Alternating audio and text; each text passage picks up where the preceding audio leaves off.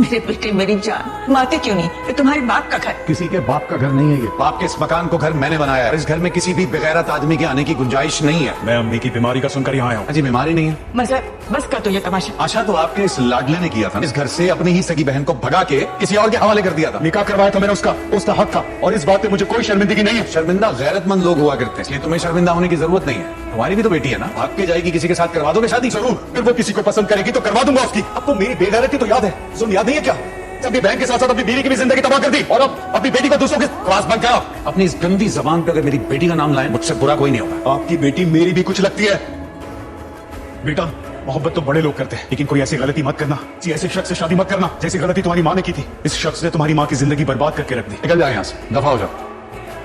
नहीं चुप भी कर जाओ, दिलाओ भाई साहब को और गुस्सा। जा रहा हूँ, लेकिन लौट कर जरूर आऊंगा। बेटा, सिर्फ तुम्हारा चाचा ही नहीं, मुझे अपने बाप की जगह समझ सकती है। मैं हूँ इसका बाप, और कोई आदमी इसका बाप नहीं हो सकता। आ जाए यहाँ से।